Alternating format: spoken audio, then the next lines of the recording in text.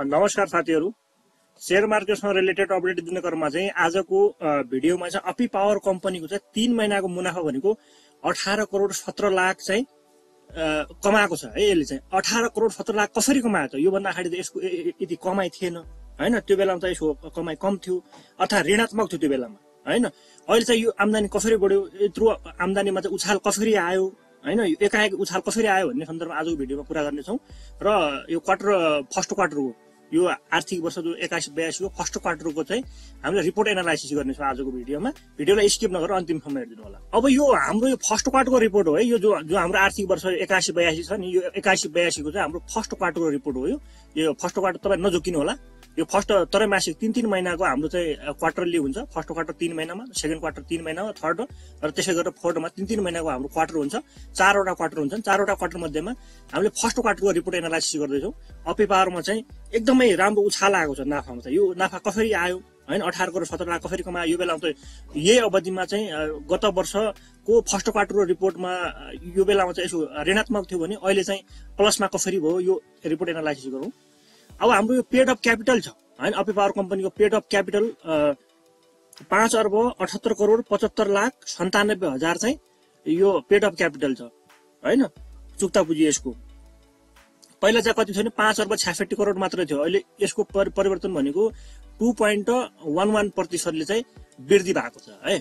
यो other equity भनेको तपाईको जगेडा कोष हो है। यो जगेडा कोषमा चाहिँ अहिले 73 करोड 22 लाख 13 हजार चाहिँ खुद नाफा कमाएको छ यसमा हैन।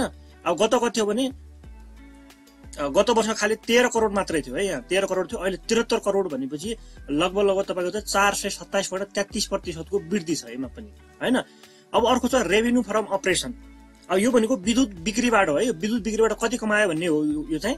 अब अहिले यसले कमाएको विद्युत बिक्रीबाट भनेको 47 करोड 52 लाख 28 हजार चाहिँ यसले चाहिँ कमाएको छ अहिले हैन। गत वर्ष कति थियो भने यसको 26 करोड मात्रै थियो। भनेपछि गत वर्षको फर्स्ट क्वार्टरको रिपोर्ट भन्दा अहिलेको फर्स्ट क्वार्टरको रिपोर्टमा चाहिँ 21.65% को वृद्धि छ यसमा पनि हैन। अर्को चाहिँ तपाईको ग्रोस प्रॉफिट है।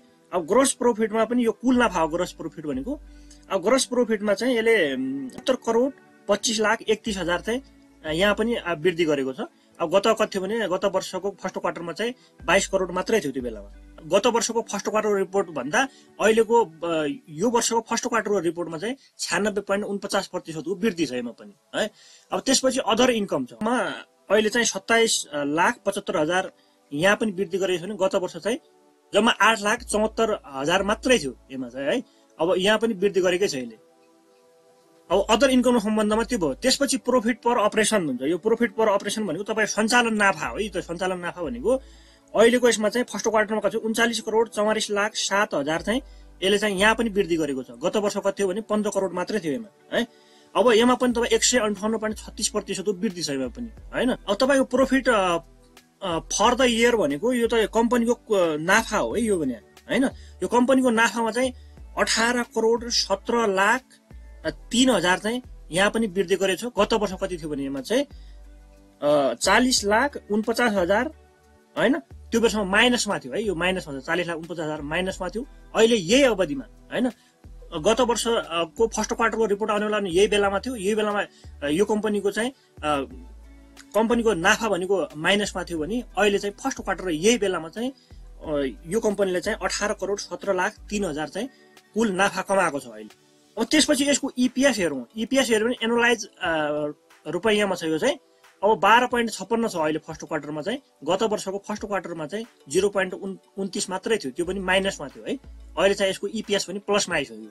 अब भनेपछि यसले चाहिँ आगामी क्वार्टरहरूमा पनि राम्रै प्रगति गर्ने देखिन्छ। राम्रो यसले यही तरिकाले प्रगति गर्दै गयो भने यो कम्पनीको भविष्य एकदमै राम्रो देखिन्छ है। अब त्यसपछि नेटवर्थ पर शेयर भन्छ, जस्तो यो बुक भ्यालु भन्छ नि, यो एक्चुअल प्राइस भने 112.65 पैसा अहिले चाहिँ छ। गत वर्ष कति भने 102 रुपैयाँ 45 पैसा थियो त्यो बेलामा हैन। अब अहिले पनि यसमा पनि वृद्धि गरेकै देखिन्छ है। अब यो त भयो फर्स्ट क्वार्टरको रिपोर्ट। अब हामी चाहिँ अहिलेको यसको लेटेस्ट फन्डामेन्टल हेरौँ।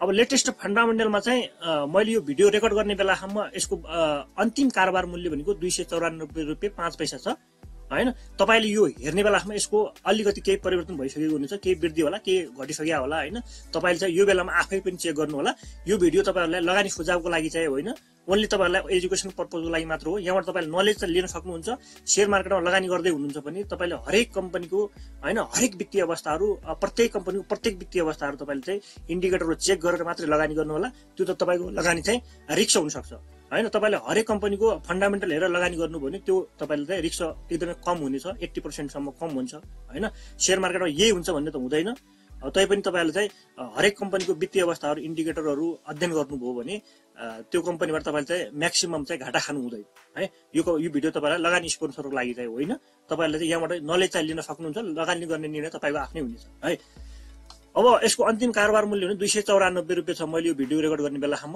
मेरो टाइम नभएर मात्र अहिले मैले बेलुका चाहिँ मसँग टाइम छैन हैन त्यही भएर मैले अहिले चाहिँ टाइममै यो भिडियो चाहिँ रेकर्ड गरिरहेको छु हैन अब यो मार्केट प्राइस तपाईहरु आफै हेर्नु होला अब यसको पेड अफ क्यापिटल भनेको अब 6 अर्ब प्लस चाहिँ यसको पेड अफ क्यापिटल छ हैन अब 52 हप्ताको हायर लो भने 52 हप्ता पनि एक वर्षको अवधिको टाइम हो है यो एक वर्षको अवधिको टाइममा चाहिँ हायर लो कति पुगेको थियो भने 375 सम्मको हाई पुगेको थियो लोमा भने 156 सम्म पनि झरेको थियो त्यो बेलामा है अब यसको रिपोर्टेड ईपीएस अहिलेको ईपीएस हेर्ने भने 12 रुपैयाँ 56 पैसा छ हैन अहिले लेटेस्ट यो फर्स्ट क्वार्टरको रिपोर्ट हो यहाँ अपडेट भएर आइसकेको छ 12.56 छ यहाँ पनि त्यहाँ पनि 12.56 छ हैन अब त्यसपछि पी हेर्ने भने 26.38 छ यसको है रिटर्न इक्विटी चाहिँ 11.03% यसको रिटर्न इक्विटी छ अब बुक भ्यालु हेर्ने भने 107 रुपैयाँ 29 पैसा चाहिँ यसको अब बुक भ्यालु छ है अब शेयर संरचनाको कुरा गर्ने भने 100 मा कन्भर्ट भइसकेको कम्पनी हो यो अब टोटल किता भनेको यसको अब 6 करोड प्लस चाहिँ यसको किताहरु छ है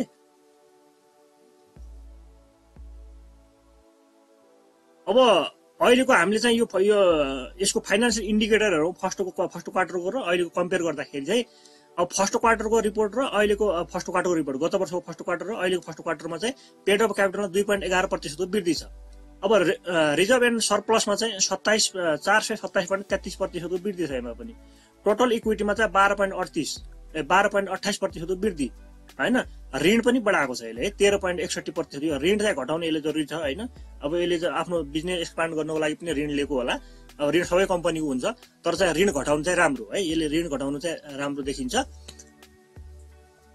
अब करेन्ट लायबिलिटीज पनि बढाएको छ यसलाई पनि अलिकति सुधार्न जरुरी नै छ हैन करेन्ट एसेटहरु बढाएको छ यो ठीक छ 215.73% टोटल एसेटहरु 21.44% भयो रेभेन्यू चाहिँ 82.76% को वृद्धि छ ग्रस प्रॉफिट 96.49% को वृद्धि छ है अब त्यसपछि बुक भ्यालुमा चाहिँ 9.96% को वृद्धि छ हैन अब रिटर्न इक्विटी चाहिँ 11.15%। अब यसको डिभिडेन्ड हेर्ने हो भने यो वर्ष यसले चाहिँ 5% बोनस र कर प्रयोजनका लागि भनेर 0.26% क्याश गरेर टोटल चाहिँ 5.26% यो वर्ष यसले डिभिडेन्ड दिदैछ यसको बुक क्लोज डेट पनि तोकिसक्यो र बन्द पनि भइसकेको छ अब तपाईहरुले कारोबार गर्नुहुन्छ भने यो कम्पनीको पाउनु चाहिँ हुन्न अब जो डिभिडेन्ड हिस्ट्री राम्रै छ यसको गत वर्ष पनि यसले चाहिँ 7.5% बोनस र 0.39% क्याश गरेर टोटल चाहिँ 7.89% दिएको थियो त्यो भन्दा अगाडि चाहिँ 11.05% त्यो भन्दा अगाडि चाहिँ 9.47% हैन त्यो भन्दा अगाडि चाहिँ 5.26% त्यसो गरेर 74 सालमा चाहिँ 5%, 73 मा चाहिँ 8% र 72 सालमा चाहिँ 5% गरेर राम्रै डिभिडेन्ड दिँदै आएको छ लगानीकर्ताले अहिलेसम्म यसले हात खाली गरेको चाहिँ छैन है यति नै थियो आजको अपडेट भिडियो कस्तो लाग्यो जस्तो लाग्यो त्यस्तै प्रतिक्रिया दिनु होला तपाईले चाहिँ च्यानललाई सब्स्क्राइब गर्नु भएको छैन च्यानललाई चाहिँ सब्स्क्राइब राख्नु होला आगामी दिनहरुमा यस्तै किसिमको इन्फर्मेटिभ जानकारीहरु मिस नहोस् भन्नका निमित्त भिडियो मन परेको छ भने एउटा लाइक गरिदिनु होला र भिडियो चाहिँ अन्तिमसम्म हेर्दिनुमा धेरै धेरै धन्यवाद।